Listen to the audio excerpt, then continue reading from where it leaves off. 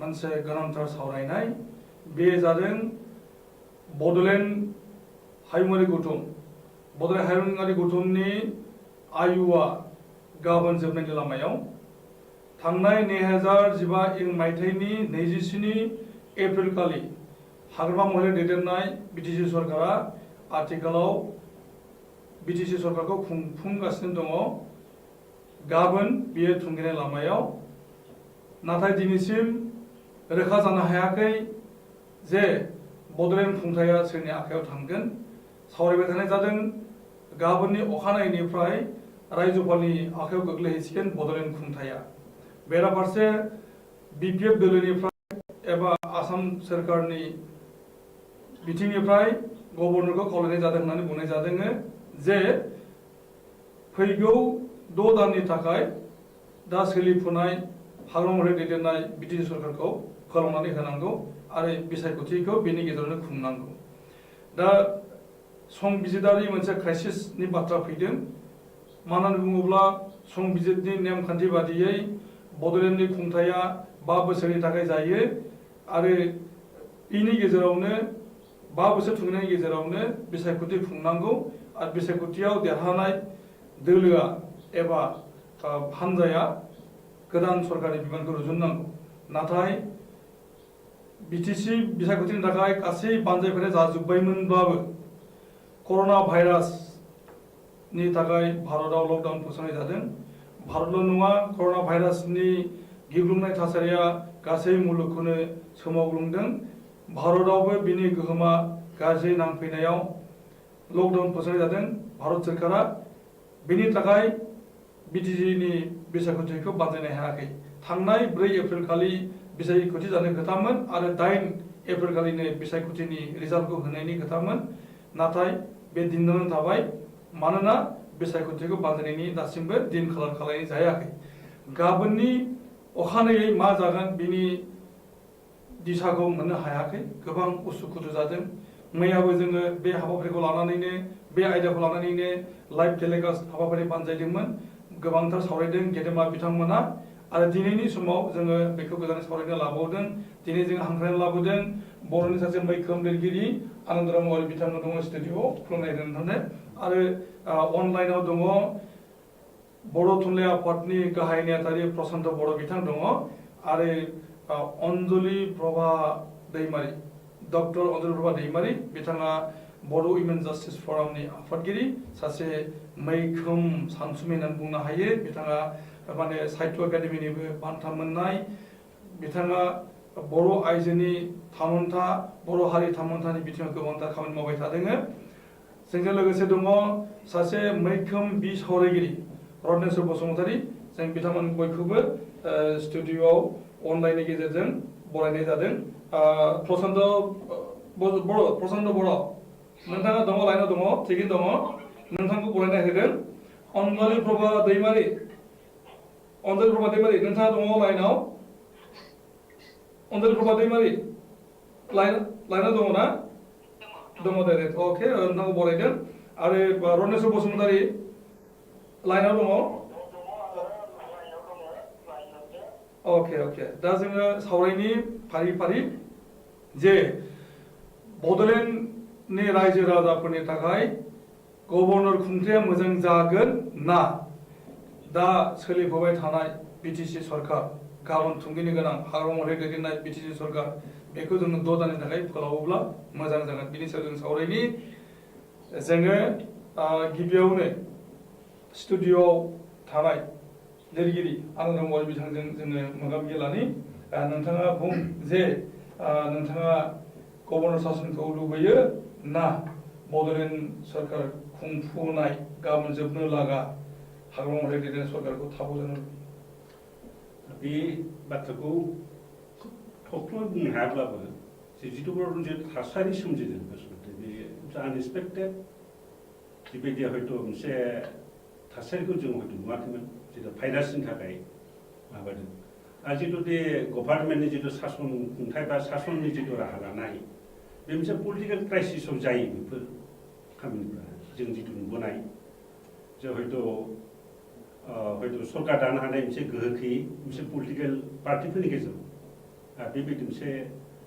हयथ' मोनसे राजनीति सासन खुंनाय बा हयथ' दा जोंनि बे बिटिसि गभर्नमेन्ट खुंनायनि बेबस्था बेबायदि बिथिङाव जानो हायो खिन्थु दा बर्थमान जि मोनसे थासारि सोमजिदों बे थासारिखौ नायोब्ला एसे साननो गोनां बाथ्रा आरो दा जितु बिरोधी पार्टिफ्रा हयथ' बे आथिखालनि जितु बिपिएफ जितु खुंनाय बेखौ थाजानो बादों बा थाथारनाङा होनना बुंदों अबसे दा जितु संबिजित जितु आंखालनि बाथ्रा फैदों मोनसे खैफोद जे क्राइसिस जितु फैदों बे बिथिंखौ नायोब्ला दा जों हयथ' गभर्नमेन्टनि जितु खुंनाय बेखौ जों मिजिंथिजायो नाथाय जि बर्थमान जे खैफोद नुजाथिदों दुलाराय मुलुगावनो दा जितु कर'ना भाइरासनि थाखाय बे बिथिंखौ नायोब्ला दा बुहुमावनो बुंनो थांब्ला पलिटिक्सनि माबाखौ बारा हयथ' नोजोर होआखै जों दा गावनि जिबन दुलाराय मुलुगनि मानसिया थांना थानो हागोन बोरै बे बिथिंखौसो खोब नोजोर होदों दा बे खेत्रआव आं सानो जे जोंनि बिटिसिनि थाखायबो जोंनि जितु बिरोधी पार्टी बा जिखुनु पलिटिकेल हान्जाफ्रा जाहाथे जों पजिटिभ दिगखौ नायनानै साननाय गाहाम आं सानो आं दहाय बुंखादों दा जितु बिटिसिआव जि खैफोद फैदों बे थंबा मोनसे पलिटिकेल क्राइसिस नङा बे मोनसे थासारि बे बिथिंखौ नायोब्ला जिहेतु जोंनि बे बिटिसि ओनसोला खोब मोनसे जौगायै आरो बिनि मानसिफ्रा खोब सिनसियार नङा जों जेखेबो जों उनजाना दङ आं बे बिथिङाव आं थफ्लाव बुंनो लुबैयो दा बर्थमान जितु सरकार दङ थारमाने हाग्रामानि दैदेननाय सरकारानो बिथांमोनानो सलायबा बांसिन खाबु गोनां जागोन होननानै आं सानो गभर्नर सासन जायोब्ला जोंहा साबसिन जागोन बेखौ मोनदांबाय थादों मानो होननानै बुङोब्ला दा मडेल कड अफ कन्डाक्ट सोलिबाय थादों बिसायख'थिनि थाखाय आरो बिसायख'थिनि डिक्लारेसना दाबो सासपेनसन जायाखै बे नटिफिकेसनैनो दङ बिसायख'थिया माबा मोनसे थारिखआव जाथारगोन बेयो सैथो दा बेखौ नोजोर होनानै मडेल कड अफ कन्डाक्ट दा मडेल कड अफ कन्डाक्ट जानाय लोगो लोगोनो रायजो राजानो माने बिटिसि खुंथायनिफ्राय जेबो होनो हाया नाथाय गभर्नरनि खुंथाय जायोब्ला गभर्नरा जिहेतु निउट्रेलिटि माने मेनटेन खालामनाय जागोन बे हिसाबै रायजो राजानो अनसुंथाइखौ हरनो हागोन बे जादों बाथ्राया दा बेखायनो गभर्नर खुंथायखौ जों मानो लुबैनो हाया आं थिग गभर्नर खुंथायनि बेरेखाबो नङा खिन्थु कड अफ कन्डाक्ट बे जितु बथाय दासिमहालागै जोब्बाय बायदि आं सानदों बा जोबसिगोन जितु खारन बे इलेक्सन जानाय बा बे समजोंल'सो लोब्बा दङ बे कड अफ कन्डाक्टआ बे कड अफ कन्डाक्टआ थ' दासिमहालागै बे बाहाल थानाय बाथ्रा फैनो हाया बेखौ जुदि सावरायनि गेजेरजों जोंनि स्टेट गभर्नमेन्ट आरो जोंनि सब गासैबो पलिटिकेल पार्टिया खौसेयै जुदि साननानै बृहत्तर जितु गुवार मोनसे ओंथियै जोंनि जि गोलैसोनानै थानाय बिटिसि ओनसोलनि रायजो राजाखौ जुदि बे थासारियाव माबा मोनसे मोजां बेबस्था होनो हायोब्ला आं मोजां जागोन सानो आरो बेवहाय जुदि गभर्नर सासन जानाय लोगोनो हयथ' माबा मोनसे जुदि मोनसे बोरैबा मोनसे गाज्रि फिथाइबो जानो हागौ बेखौ थफ्ल' बुंनो हायाब्लाबो हयथ' मोनसे बिभिन्न मोनसे जाहोनाव माबा मोनसे जोंबो जाहैनो हागौ होनना सानो बेखायनो दा जितु बर्थमान परिस्थितिखौ नायोब्ला जोंनि दा बर्थमान जे जाय सरकार दङ बिथांमोनखौनो मोनसे सालायनो हायोब्ला साबसिन जागोन होननानै सानो आदा बे बेलायाव आङो मोनसे इनफरमेसन होनो नागिरदों माने बड'लेण्डआव थानाय गासै पलिटिकेल पार्टि बुंनो थाङोब्ला गण सुरक्षा पार्टि नबसरना दैदेननाय इउपिपिएल प्रमद बर' दैदेननाय इउपिपिएल लोगोसेनो कंग्रेस आरो बिजेपि बिथांमोनाबो रायजोपालनि खाथियाव दाबि खालामहैबाय जे रायजोपाल बिथाङानो जाहाथे बे बड'लेण्ड हालामनि खुंथायनि बिबानखौ रुजुनानै लायो इलेक्सन जासान्दिसिम बिदि बुंनाय जादों दा अब्ला माने रायजोपालनि खुंथाया जाथारनांसिगौ दा भेरि इन्टारेस्टिंलि मैया माने doctor Himanta Biswa Sharma finance minister बिथाङा क'क्राझाराव फैदोंमोन क'क्राझाराव दावबायफैनायाव बिथाङा मोनसे खोथाखौ बुंदों खौरांगिरिफोरनि सिगाङाव जे माने आसाम सरकारा जिहेतु बिजेपि बिपिएफ आरो एजिपि जुथाइ सरकार जानानै दङ कलिसन सरकार आरो बे कलिसन सरकारा दं हिसाबै जोंनि बुजाफोरा इन्टेक्ट थानांगौ जादोंब्ला होमबा बिटिसिआवबो फुजाफोरा थानांगौ दा बिटिसिनि खुंथायखौ बिपिएफनि दैदेननो जानांगौ बे खालामनाय जानांगौ होननानै बुंनाय जादों बबेखानि उनथिंजाय बिथाङा मोनसे खोथा बुंदों जे माने सिक्स सिडिउलाव माने मन्त्रि सभा एबा मन्थ्रिफोरा बा सरकारा जेबो दायित्व थाया बिनि गाहाय बिबाना गभर्नर सायाव गोग्लैयो होनना बुंनाय जादों खिन्थु मोनसे खोथा जे जों बयबो मिथिलायगौ जे गभर्नरा आसाम सरकार बा माबा मोनसे सरकारनि माबा खामानि माने मोनसे सिम्बलसो जायो बिथांनि गभर्नरनि सिम्बलखौ लानानै मन्त्रि सभाया एबा रायजो सरकारा गासै बेंनायनि खामानिखौ मावो आरो संबिजित बादियैनो सरकारा एबा एसेम्ब्लिया प्रप'जाल हरनायखौ माब्लाबाबो गभर्नरा दिनै खालामनो हाया दा आसाम सरकारनिफ्राय प्रप'जालखौ हरबाय होनना बुंनाय जादों बिटिसिनि दा थानाय सोलिफु सरकारानो आरोबाव एक्सटेनसन जानांगौ होननानै बुंनाय जादों होनना बुंनाय जादों दा बे हिसाबैहाय माने गभर्नरा बेवहाय एप्रुभ खालामनायनि खोथा खिन्थु गोनो गोथो जाबाय थादों दिनैसिमावबो गभर्नरा जेबो एक्सन लानायखौ जों नुनो मोनाखै आरो गाबोननोल'सै दिना गाबोनल'थारसै समफोरनिफ्रायनो गोदान जोङो सरकार मोननांगौ माने गाबोन हर गेजेर बुब्लिनिफ्राय गाबोन हर गेजेर 12:01 गोदान सरकार जानांगौ नटिफिकेसन दासिमबो गैया दा बे हिसाबै गोनो गोथो जादों दा जों बे बेलायाव जोङो अनलाइनाव जायफोर दङ जोंहा प्रसन्त बर' बिथां दङ बर' थुनलाइ आफादनि गाहाय नेहाथारि आरो बड' उइमेन जास्टिस फरामनि आफादगिरि दङ मैखोम लिरगिरि बिथाङा आरो बर' हारि थामोनथानि गोबां बिहोमा होनाय डक्टर अनजलि दैमारि बिथां दङ लोगोसेनो रत्नेश्वर बसुमतारी बिसावरायगिरि जों बिथांमोनजों सावरायनि गिबियावनो जोङो बर' थुनलाइ आफादनि गाहाय नेहाथारि बिथांनि खाथियाव थांनि प्रसन्त बर' नोंथाङा खोनाबाय थादों जे जों मा सावरायदों आरो दा समाव बड'लेण्डआव मोनसे क्राइसिस जादों पलिटिकेल क्राइसिस होननानै बुंनांगोन बेखौ मा होननानै बुङोब्ला गाबोननिफ्राय माने बड'लेण्डआव मा जानो हागौ खुंथाया बुंनो दाबो हायाखै रायजोफोरनि आखायाव थांगोन ना बिटिसिनि दा माने खुंफुनाय हाग्रा महिला दैदेननाय सरकार बे थाफिनगोन नोंथाङा बबेखौ साबसिन मोनो आरो नोंथांनि मोन्दांथिया मा बबेखौ साबसिन मोनो होननानै बुंनायनिख्रुइ बबे आदब बबे खुंथायाव बा सोरनि खुंथायनि सिङाव बिटिसिआ दिनै थांगासिनो दं बिनि बागैसो सावरायनाया मोजां जागोन होननानै आं सानदों नोंथाङा मा मा बुंनो नागिरदों नोंथाङा मा बुंनो नागिरदों बेखौ नोंथांनि गोसोआव साननायखौनो बुंनो हागोन अके दा बाथ्राया जाहैबाय दिनै फुङाव जोङो खौरां बिलाइफोरनि गेजेरजों मिथिनो मोनदों आसाम सरकारा बिटिसिनि सायाव थिरांथा लानो थाखाय सरकारनि जि फाइल सरकारनि जि थांखिनाय गभर्नर हाउससिम दैथायहरनाय जाबाय दा बेयाव गभर्नरा बिनि सायाव मा डिसिसन लायो बिनि सायावनो गाबोननि थासारिया नुसारनाय महर मोनगोन दा बिटिसिखौ माने गभर्नर सासनाव लांनांगौ होननानै बिटिसि हालामनि राजखान्थियारि दोलोफोरा डिमान्ड होदों आरो फारसेथिं बिपिएफआ सिंगल पार्टी जाय हान्जाया दिनै बुंदों जे बिटिसि खुंथायखौ 6 शिड्युलनि जि प्रभिजन दङ बे कनस्टिटिउसनेल प्रभिजन बे प्रभिजननि दहाय लानानै आथिखालनि खुंगिरिफोरखौनो बिनि सोद्रोमाफोरखौनो आरोबाव 6 दाननि थाखाय एक्सटेनसनाव लांनानै बिटिसिनि बिसायख'थिखौ खुंनांगौ दा बे बेलायाव जों नुहुरो जे बिटिसिखौ दानि खुंगिरि हान्जानि दैदेननायावनो हाग्रामा महिलारिनि दैदेननायावनो बिटिसिआ आरोबाव 6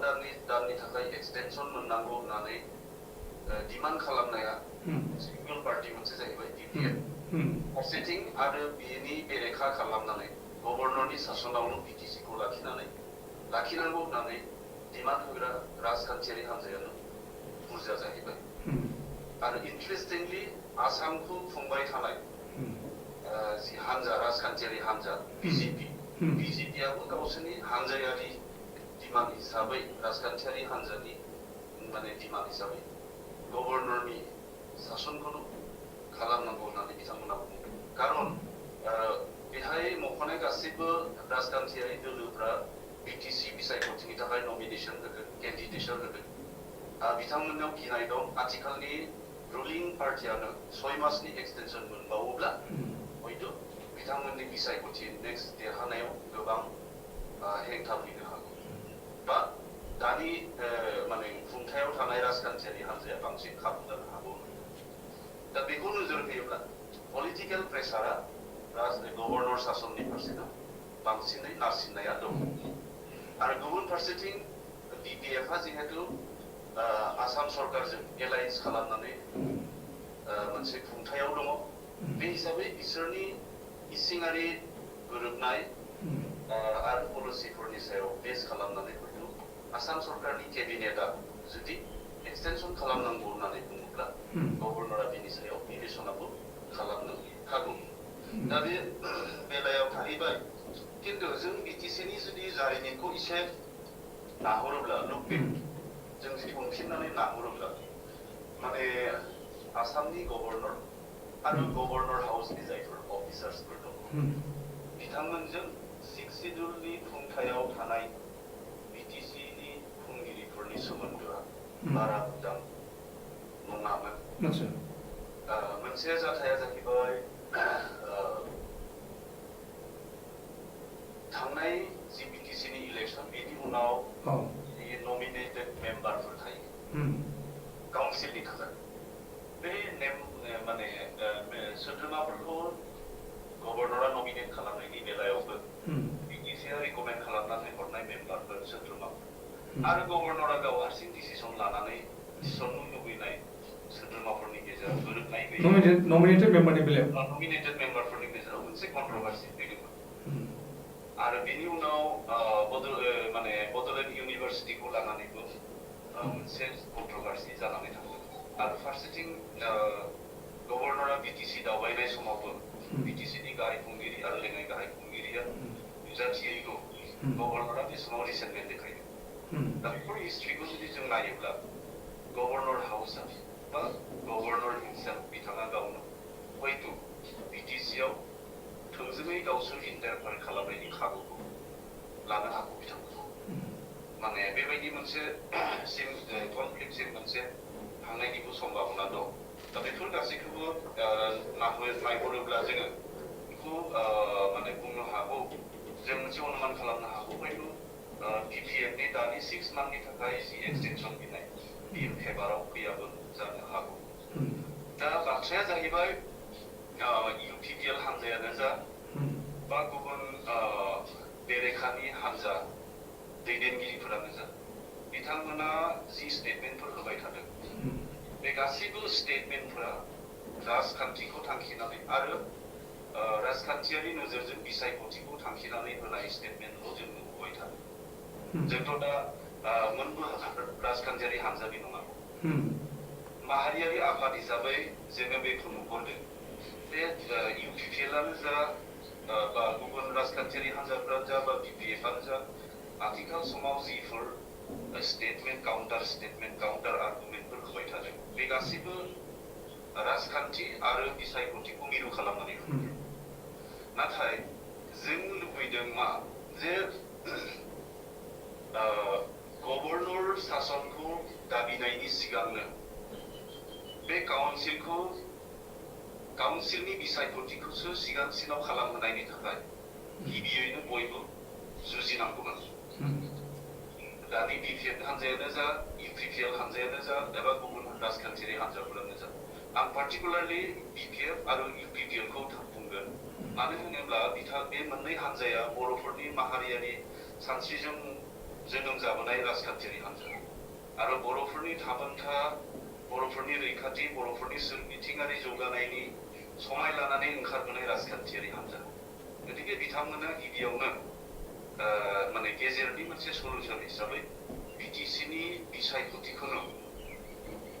माने जेरैबाबो खुंनांगौ होननानै एसे उन सिगां खालामनानैबाबो मोनसे रिनटिफिकेसन माने प्रशान्त बर' नोंथांनि आर्गुमेन्टआ एसे क्लेसिं जागोन बायदि जादों मानो होनबा जे दा गाबोननो थुंगिनो थांगासिनो दङ बिटिसि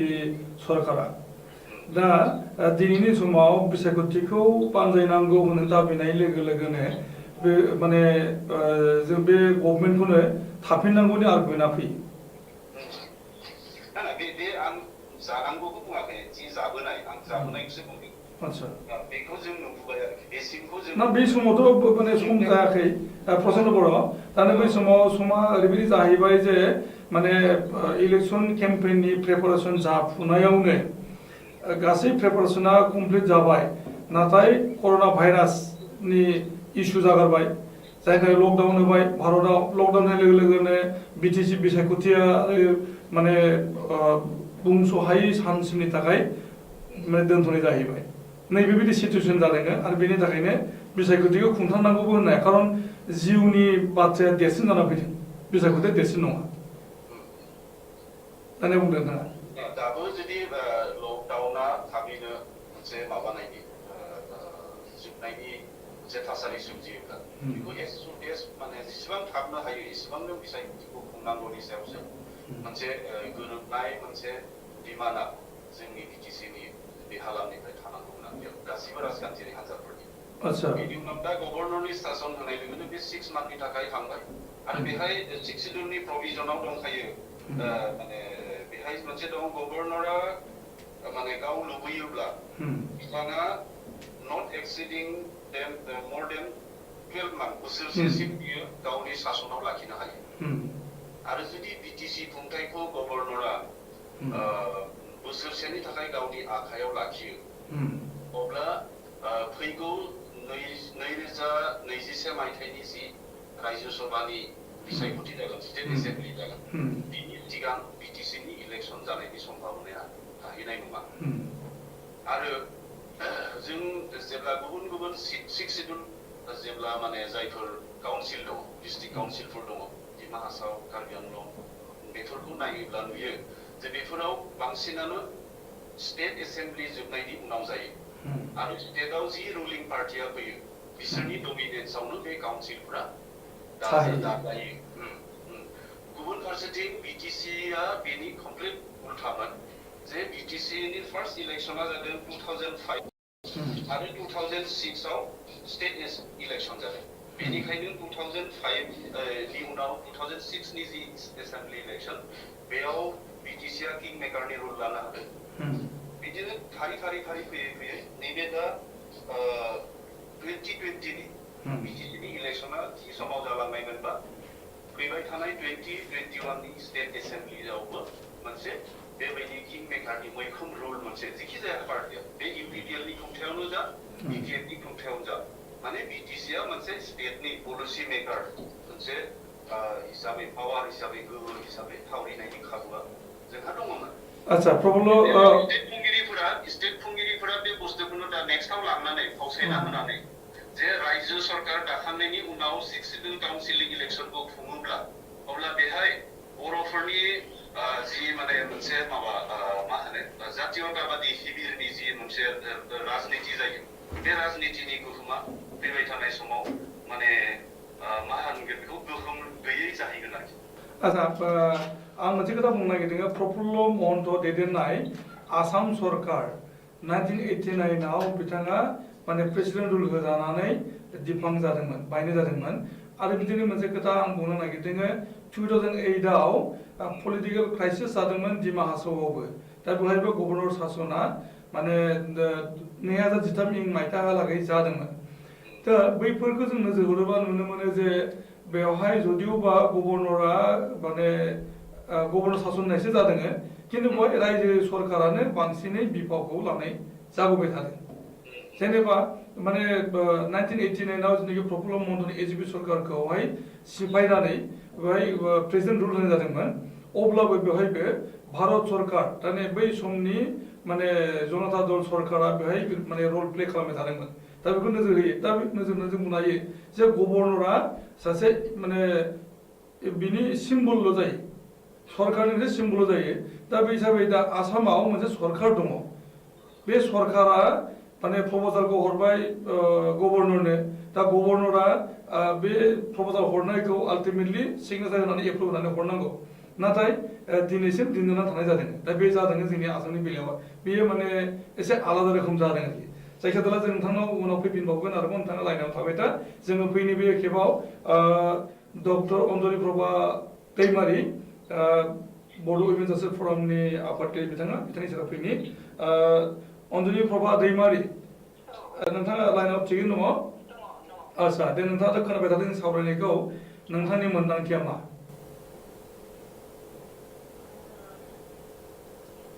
बेखौथ' आरो साननो हानाय बयबो मिन्थिखायो स्पेशली जायफ्रा पलिटिकेलि कनसियास बिसोर बेबादि बेबस्थानि बाथ्राखौ मिन्थिखायो दिनै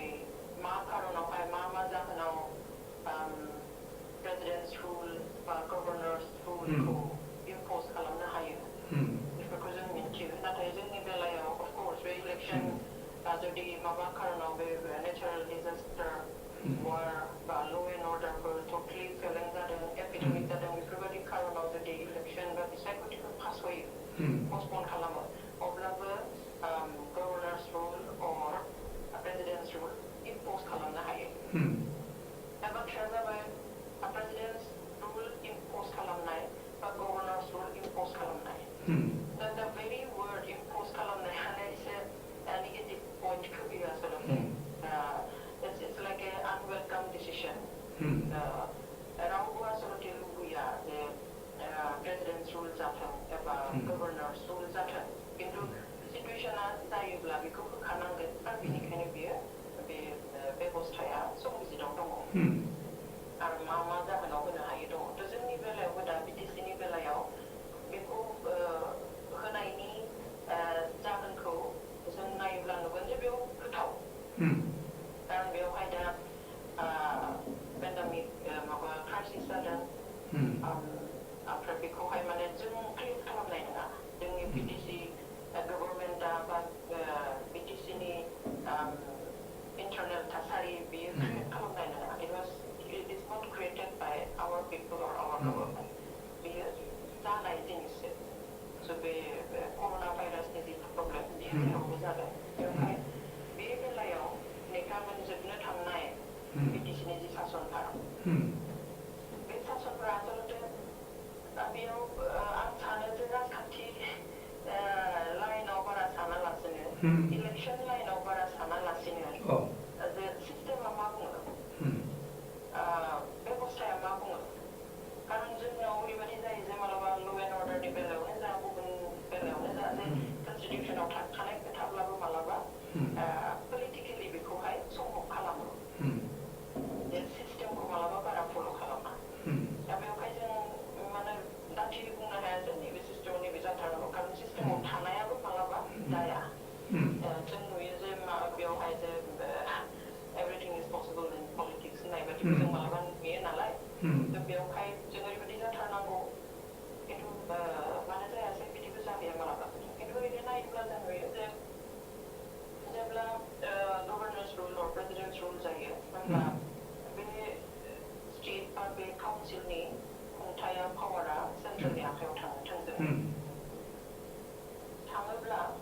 जोंहा माखासे माबा जायो खहा जायो जेरैहाय प्रेसिडेन्टस रुल बा गभर्नर्स रुल फैनाय लोगो लोगोनो मेजर गभर्नमेन्ट डिसिसन बा मेजर काउन्सिल डिसिसनफ्रा जानो हाया थांखिफोर लानो हाया एबा थामहिनबा बेखौ प्रेसिडेन्टआ लाया बा गभर्नरा लाया बेबायदिहाय गोबां डिपार्टमेन्टेल प्रजेक्ट स्किम्सफोर बेफोरबो सेंसन जाया बे समावहाय जुदि 6 months गभर्नर रुल्स थायो बे 6 months गभर्नर रुल थानाय समाव बे काउन्सिलनि बा सोरखारनि प्रजेक्ट स्किम्स बेफोरबो मावनाय जानायाव बाधा जायो बेबायदिनो मेजर पलिसि डिसिसनफोर जानो हाया बा साबसिडिसफोरनि बेलायावबो जेंनाखौ फैनाय जों नुनो मोनो बेबादियावहाय खहाया जाया नङा जाय स्टेटआव होयो जाय काउन्सिलाव होयो बेहा खहा जायो कारण जुदि 6 months गभर्नर्स रुल थायो बा 1 year गभर्नर्स रुल थायो बेखिनियावहाय बे ओनसोलनि डेभेलपमेन्ट खामानिफ्रा जिखिनि जानांगौ बेखिनिया जाया अभारअल हयथ' मोनसे सासना थागोन आरो अभारअल मोनसे गेजेर गेजेर डेभेलपमेन्ट माबाफ्रा खामानिफ्राबो जानो हागौ खिन्थु डिपार्टमेन्टलि फिसा फिसौ जिफोर स्किमनि प्रजेक्टनि बा पलिसिफोरनि डिसिसन मेकिं अर सेंसनिं जानांगौ साबसिडिसफोरनि बाथ्रा बेफोरो जानाय नङा जानानै थायो बेयाव एसे खहा जायो ओमफ्राय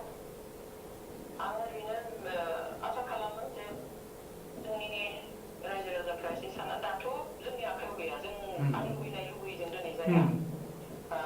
आं बुंनायब्ला रुजिगोन बेबो नङा जे अलरेडि बहाबा डिसिसन लानांगौ बेखौ बे फाइनाल स्टेजाव फैखाबाय खालि गाबोन डिक्लेयार जागोन मिथिनायाव बेल'सो नांनानै दं। दा जोंहा मा जायोबा मोजां जागोन नैबेखौ जों सानलाय हलायथ' खालामनो हायो। खिन्थु दिनै इट्स टु लेट आं साननायाव बेयो एसे बावद्रायनाय बायदि आरोना दिनै टु लेट डिसिसन लानाय जाबाय बे गाबोन डिक्लेयारल'सो होगोन माने थेवब्लाबो जों नायगोन जे आं बेखौसो बुंनो लुबैयो जोंनि गेजेराव बेखौनो लानानै जिहेतु सिस्टेम मथे थांगोन बे जोंनि आखायाव गैलिया बेवहाय आसाम एसेम्बलिनि केबिनेटनिफ्राय जि प्रप'जाल हरदों बे प्रप'जालखौ होयो होआ बे गभर्नरनि खोथा बा पलिटिकेलि इनफ्लुयेन्स होननानै होनांगौ जायो ना बे गावनि माने निजा साननायजों बिथांनि खोथा थ' बेवहाय आं बेखौसो बुंनो लुबैयो जोंनि गेजेराव बे डिसिसनखौ लानानै बांद्राय गावजों गाव मा होनो बेखौ नारलायनाय माबा लायालासिनो माने बेजों बे हाब्रु सारलायनाय बा बुंलायालासिनो माने बांसिनै थारमाने एडजास्टमेन्ट खालामनो थाखाय बांसिनै इलेक्सन ओरियेन्टेड बाथ्राफोरखौ बुङालासिनो बा सानालासिनो जों बेखौ उपाय गैया जों सानसे नेनानै बेखौ एक्सेप्ट खालामनांसिगोन बेनिखायनो आं सानो जे बे गाबोननिफ्राय हयतो जुदि गभर्नर्सफोर फैयो बा गभर्नर इच्छा खालामब्ला सोरखौबा बे केयारटेकार हिसाबै होनोबो हायो माने बिपिएफखौ होनानै नङा हाग्रामा महिलारि बिथांखौ होनानै नङा बिथाङा सोरबा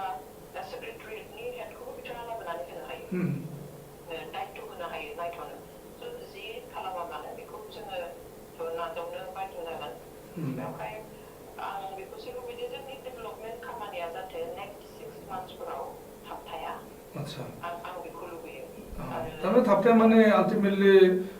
माने गभर्नरनि आखायाव थाङोबाथ' थाबथागोन खारन गभर्नराथ' बे बेलायाव मावनायनि बेहा आरो लिमिटेसन थाबाय गावनि लिमिट ओमफ्राय जोंनि गेजेरावबो बेखौहाय जों बांद्राय पलिटिकेलाइज खालामालासिनो बे मोनसे हरखाब फैनाय बिराद गिदिर जाथाय बे माने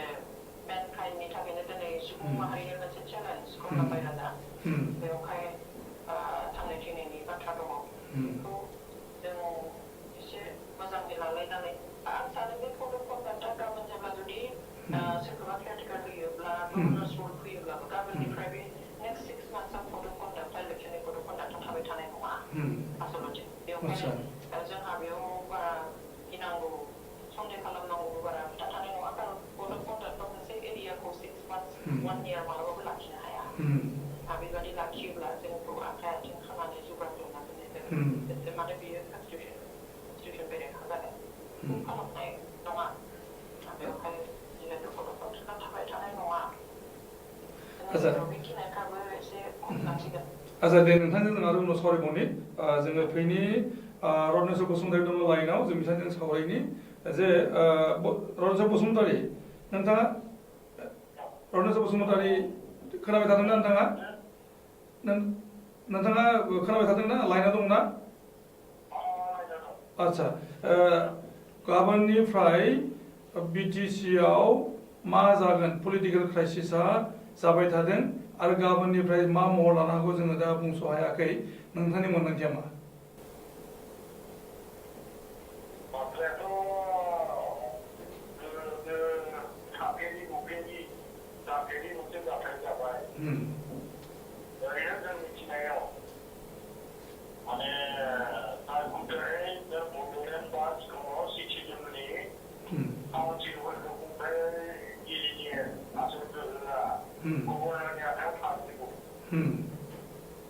हिसाबै दा जोंहाथ' बे इलेक्सननि माने माबाया सोलिजाखै दंमोन केम्पिं बायदिसिना बा जाथारगौमोनानो जाथारनोसैमोन नाथाय बे समावनो कर'ना भाइरासनि जि माने महामारि बा पेन्डेमिक माबाया जाबाय जाथाया बेनि थाखाय बेखौ बन्द' खालामनांगौ जाबाय ओरैनो जोंनि चिराङाव गभर्नरा जिखुनु सिक्किमनि बेंथाइखौ गावनि आखायाव लांनो हागोन जेब्ला बेंगिरिफोरा काउन्सिल बेंगिरिफोरा माने थिग मथे खुंनो हाया बा माबा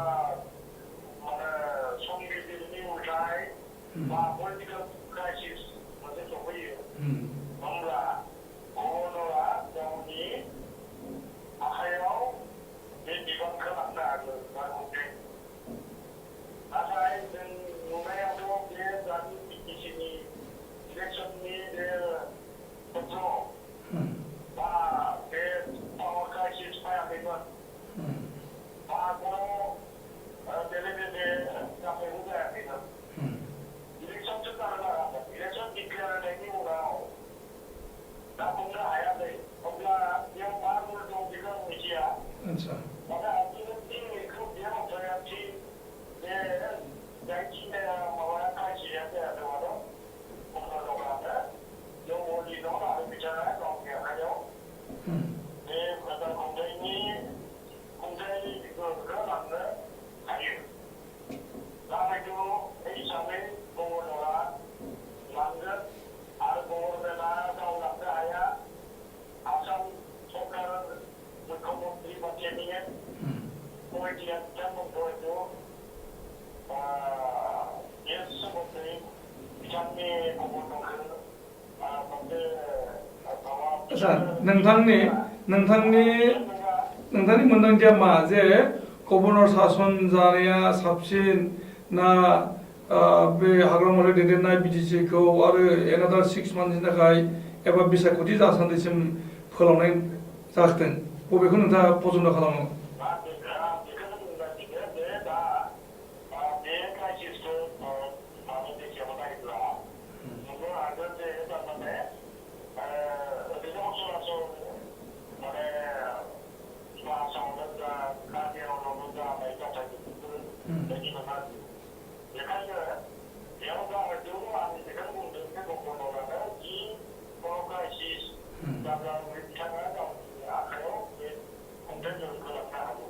अच्छा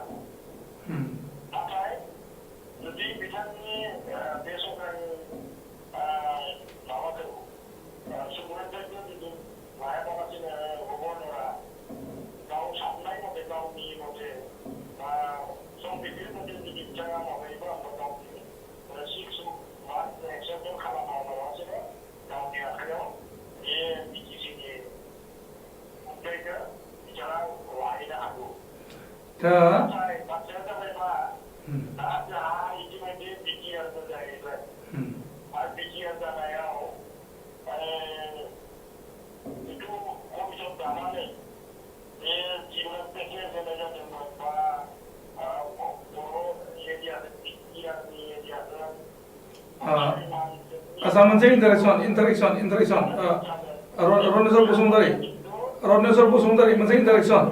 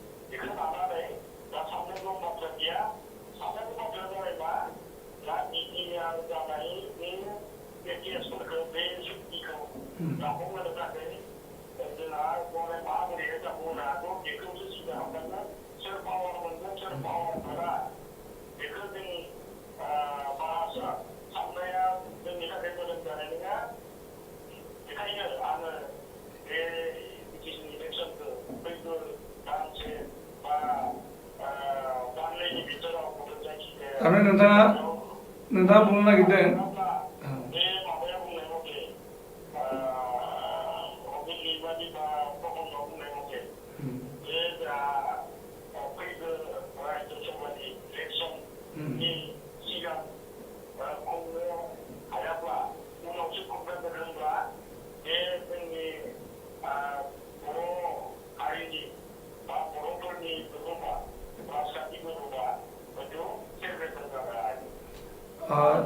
थारमाने नोंथाङा बुंनो नागिरदों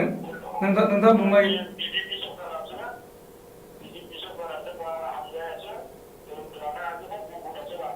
नोंथाङा बुंनो नागिरदों जे माने गभर्नर सासनानो जाथोंसै नाथाय दानसेनि गेजेराव बिसायख'थि खुंनांगौ नाथाय बेखौ बुंनो नागिरदों आच्छा औ दे जों औ आच्छा जों औ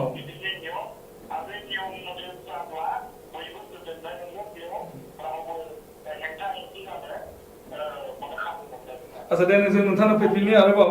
नोंथांजों जों सावरायबावगोन जोङो आरो एसे ब्रेक लानि उनाव जों सावरायगोन नोंथांमोना लाइनाव थाबाय था जोङो गोबांथार सावरायदों आरो सावरायबावनो दङ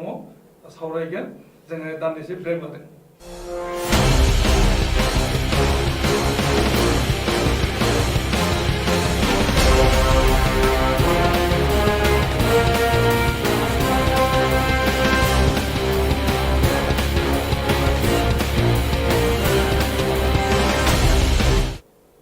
फैफिनदों नोंथाङा खोनाबाय जे जोंनि लाइनाव दङ प्रचन्द बर' थुनलाइ आफादनि गाहाय नेहाथारि बिथाङा गावनि मोन्दांथिखौ बुंदों डक्टर अनजलि दैमारि बिथाङाबो गावनि मोन्दांथिखौ बुंदों आरो बे फैबाय थानाय समावहाय माने जोंनि बे हालामनि अबस्थाया मा जानो हागौ जेने माने गभर्नर खुंथाय जायोब्ला गभर्नर खुंथाय जि समसिम थागोन बै समसिम खुनु डेभेलपमेन्टेल प्रसेस जानाय नङा बेखौ माने लानानै मोनसे गिनाय फैदों बिब्दिनो नाथाय जोंहा माबाया बुंनो नागिरदों जे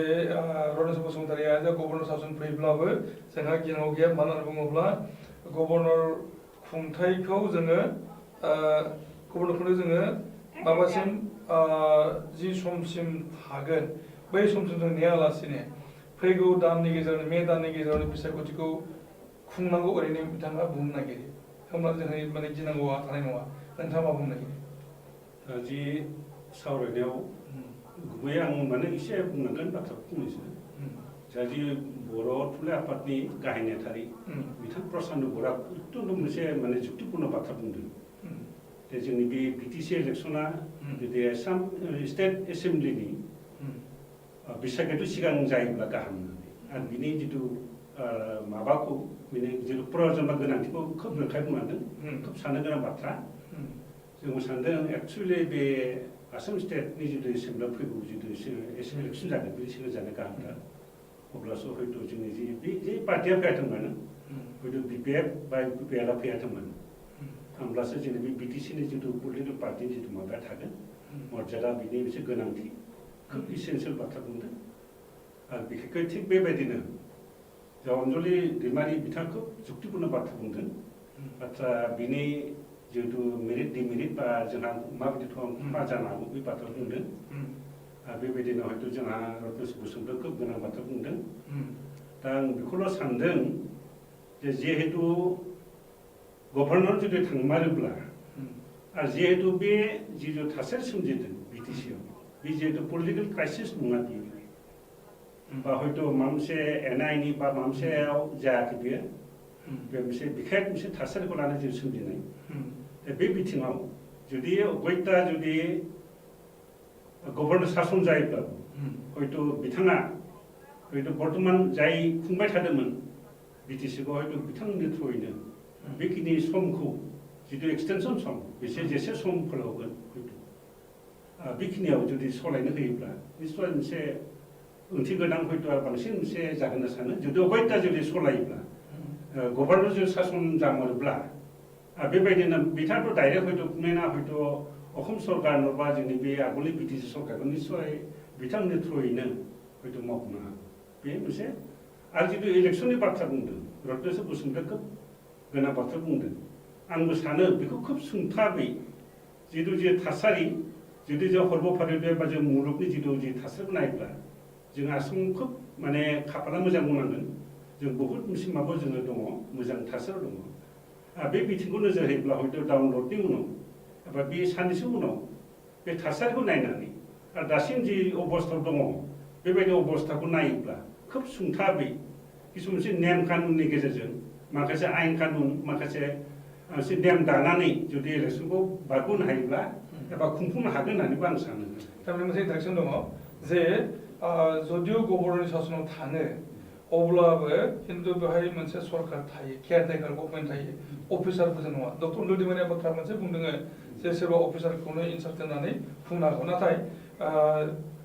माने जोंहा मोनसे उदाहरन दङ 1989 जेब्ला आसामाव प्रेसिडेन्ट रुल होनाय जादोंमोन बेवहाय सानै व्यक्तिखौ लाखिनाय जादोंमोन चिफ मिनिस्टार प्रफुल्ल महन्तआ केयारटेकार जानानै थादोंमोन आरो स्पिकार फुलकेश बरुवा बिथाङा स्पिकार हिसाबैनो थादोंमोन बे सानैखौ लाखिनानै गासै माने मिशनारि माने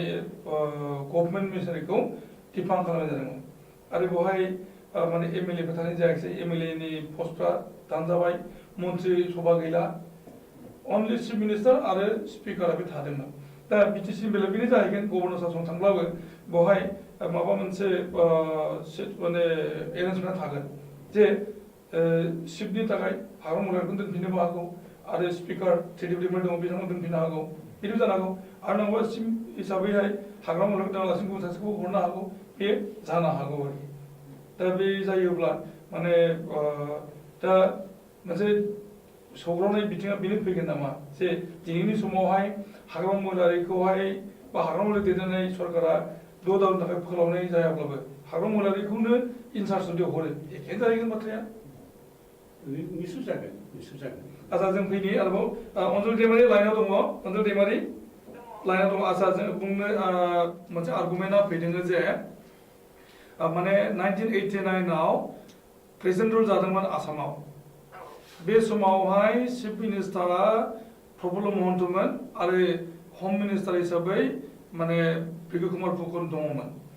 आरो गोबां मन्त्रि सभा दंमोन एमएलएफोर दंमोन 126 एमएलए दंजोबोमोन दा प्रेसिडेन्ट रुल जानाय लोगो लोगोनो गासै एमएलएफोरनि पस्टखौ दानजोबदों मन्त्रि सभाया जोबदों नाथाय चिफ मिनिस्टारनि केयारटेकार हिसाबै लाखिनो दोनदोंमोन प्रफुल्ल महन्तखौ आरो स्पिकार फुलकेश बरुवाखौ लाखिनो दोनदोंमोन दा बिब्दिनो बड'लेण्डनि बेलायावबो बेनो जानो हागौ माने हाग्रा मुलारि चिफखौ लाखिनानै आरो त्रिदिप दैमारि बिथांखौ स्पिकारखौ दोनफिननानै बेखौ एक्सिस्टिंबो लाखिनो हागौ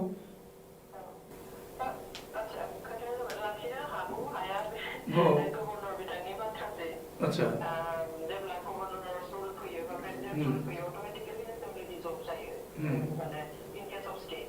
आरो जुदि बिटिसिनि काउन्सिलनि बेलायावबा काउन्सिलाबो डिसल्भ जागोन थारमाने रावबो एमसिएलए चिफ बा डेपुटि चिफ बेफोरबायदि पस्टआव थानाय नङा दाबो एसे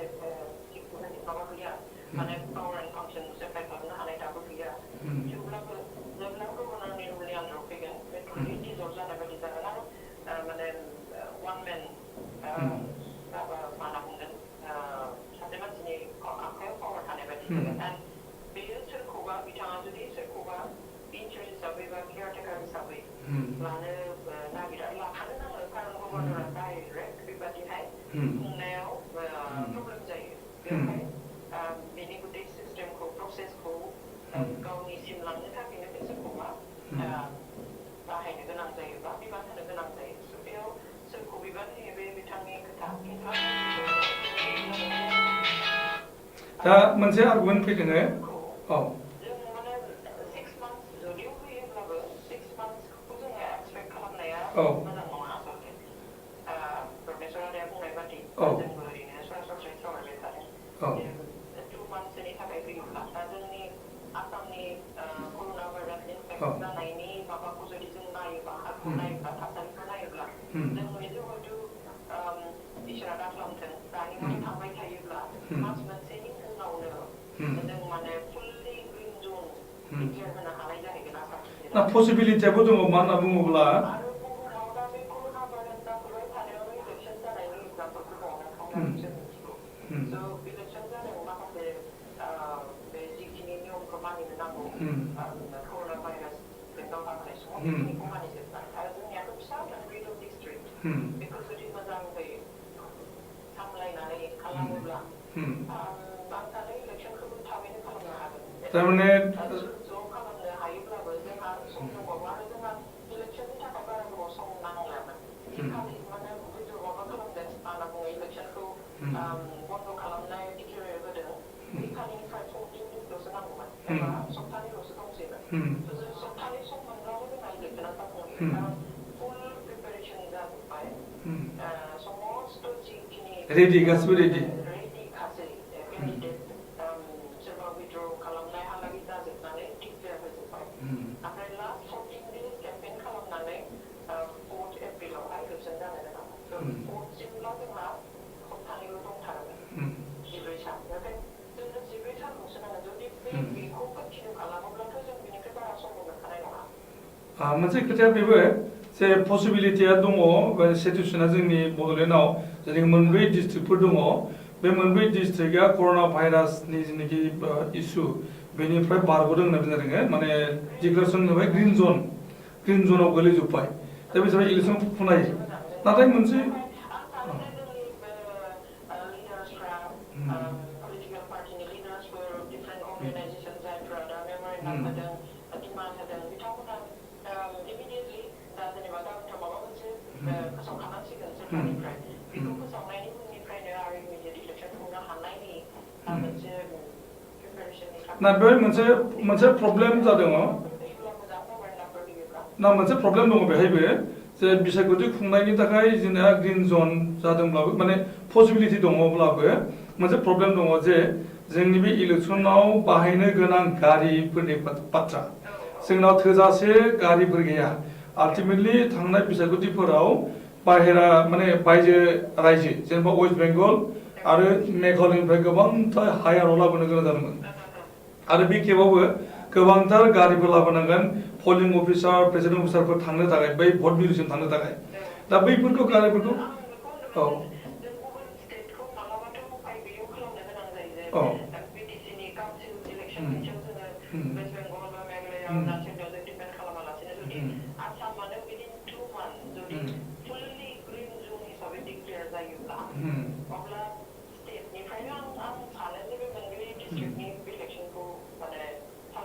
अच्छा आरो एसे केयारफुल जानांगोन बांद्राय माने ग्रिन जन होननानै इलेक्सन जानो होदों होननानै जोङो लाख मानसिखौ ज' जानो हानाय नङा 60,000 ज' जानो गोनांखौ जोङो 10,000 मानसि लिंनानै खालामनो हायो माने अबस्था साइ बेबस्था टाइपनि जों डिसिजन लानो हायो जोङो कमप्लिट खालामनांगोन जोंनि पार्टिफ्राबो रायजोफ्राबो जुदि इलेक्सनखौ जाजानो लुबैयो बेबायदि जोंनिफ्रायबो मोनसे माबा होनो नांगोन वर्ड होनांगोन जे जुदि सोरखारा आच्छा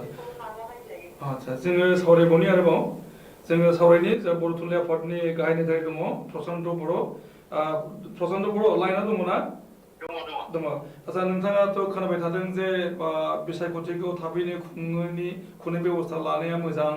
गाबोननि दिनाव सरकारा मा जागोन बुंस' हायाखै नाथाय माबा मोनसे जाथारसिगोन बेयो रोखा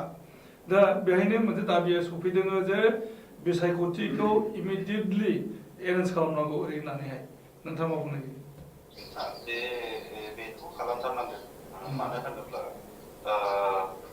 बिटिसिनि खुंथायखौ गोबाव समसिम गभर्नरनि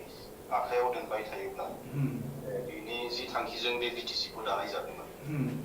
बे जाफुंसारनाय नङा बेनि थाखायनो बिटिसि हालामनि जायफोर राजखान्थियारि दैदेनगिरि आरो हान्जाफोर दं बिथांमोना गाबोन जि मोनसे अर्डार ओंखारदों बे गभर्नरनि लेंनायानो जाथोंसै जेब्ला on behalf of the governor सोरखौबा बिथाङा डिपुट खालामनायनि अथराइज खालामनायानो जाथोंसै जेब्ला दानि एक्जिस्टिं काउन्सिलखौनो एक्सटेनसन खालामनायानो जाथोंसै बेनि उनावनो लोगो लोगोनो बयबो माने बिसोरनि गेजेरावनो अल पार्टि मिट बायदि खालामनानै मोनसे जइन्ट मेम'रेन्डामनि गेजेरजों बेखौ कनस्टिटिउसनाल संबिजिताव होखानाय दंब्लाबो बेहाय 6 मान्थ आरो 12 मान्थनि बाथ्रा बेहाय आइडेन्टिफाइड खालामनाय दङब्लाबो बेखौ माने as soon as possible as soon as आर्लियार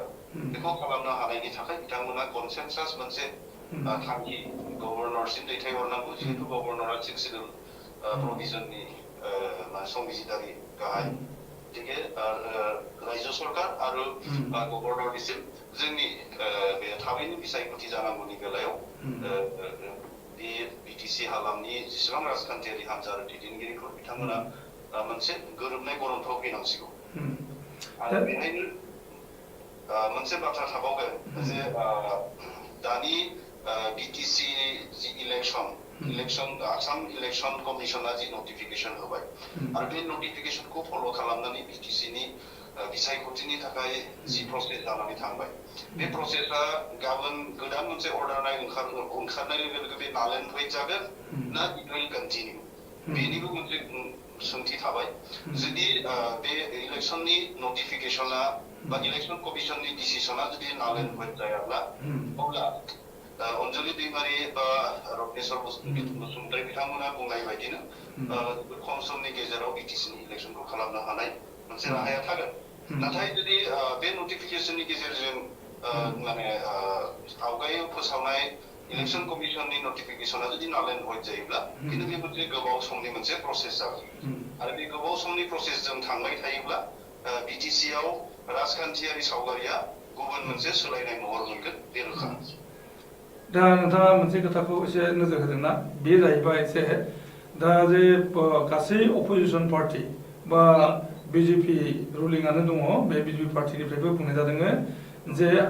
दानि थानाय सरकारखौ माने सिफायनानै प्रेसिडेन्ट रुल लाबोनांगौ होननाय जादों दा प्रेसिडेन्ट रुल माने गभर्नर रुल लाबोनांगौ होनना बुंदों दा गभर्नरा जुदि बा केयारटेकार हिसाबै हाग्रामा महिलारिखौनो इनचार्ज होनानै आरो त्रिदिप दैमारि स्पिकारखौ लाखिनानै बेनि खुंनायखौ होयोब्ला बै अपोजिशना दाबिनाय जेनाखि माने बिटिसि खुंथायखौ 6 दाननि थाखाय फोलावनायनि बानबुंथाय बेखौ नाखस खालामनाय बा बेखौ नाङा होननाय बेनि जुक्तियाव फैगोन बे एखेयानो थाहैगोन बेयावथ' जेबो जुक्तिया थाहैनाय नङा ना होमबा दाबिनाया बोरै फैगोन दाबिनोथ' नाङामोन होनबा दाबिनो नाङामोन आरो दा नैबे बिनि उनावबो गाबोन गभर्नरा नोंथाङा बुंनाय बायदि जुदि बे सानै मानसिखौ रिपर्ट खालामनानै अथराइज खालामनानै दोनो अब्लाबो जाहाथे गोबां अजद खालामनायनि माबाया थाहैनाय नङा बिथांमोना मानो होनोब्ला अलरेडि गभर्नरा जि डिसिसन होयो बेखौ वेलकाम खालामगोन गभर्नर रुलिं माने सासनखौ वेलकाम खालामनो थाखाय बुंबाय थादों आरो गभर्नर सासनावनो जुदि बेबायदि सानै मानसिखौ अथराइज खालामनानै होयोब्ला सिगांनि हिस्ट्रिखौ फल' खालामनानै अब्लाथ' बेयाव अपोजिशना बुंनांगौनि जेबो थाहैनाय नङा बायदिखौ आं नुहुरो आरो आচ্ছা बेनिफ्राय बेहाय डेभेलपमेन्टेल स्किमनि बाथ्रा फैबाय जे गभर्नर रुल जाबाय थानांगौब्ला बा कुनु डेभेलपमेन्टेल स्किमफोर एग्जिक्युट खालामनाय जानाय नङा आरो बे मोनसे बाथ्राखौ जेब्लाबो नोजोर होनांगौ जों बेखौ एसे बुंनो आख' फाख' मोनोब्लाबो खिन्थु बे माखासे गेबें बाथ्राफोरखौ जों सावरायनांखागोन माने समाजनि बायदि बिथिंखौ जुदि जों सावरायनांगौ जायोब्ला दा आसामनि जि पलिटिकेल हिस्ट्रि बेहाय नुयोब्ला आसामाव जेसेबां डेभेलपमेन्ट काउन्सिल दानाय जाबाय माने 6 सिडुलानो जा आरो नन 6 सिडुल काउन्सिलफोरानो जा बे काउन्सिलफोरनि खुंनाय बेयाव रांखान्थियारि जौगानाय गासै बिथिङारि जौगानायनि बेलायाव स्टेट गभर्नमेन्टआ मोनसे डमिनेन्ट रुल थाबोदों बिटिसिनि बाहेरै बिटिसिआ खिन्थु दाजेननाय समनिफ्रायनो गावहानो मोनसे डमिनेन्ट बे गावनि एरियायाव बिटिसि खुंथायाव गावनि पलिसि गावनि साननाय गावनि मोनसे माबाजों गोहोजों सोलिबोदों खिन्थु बेयो माने गभर्नर खुंथायनि गेजेरजों बियो जुदि हादरारि राजखान्थियारि हान्जाफोरनि जि पलिसिस आरो दानि माने जि रुलिंआव थानाय पलिटिकेल पार्टिनि जि गोहोम बिसोरनि गोहोमाव जुदि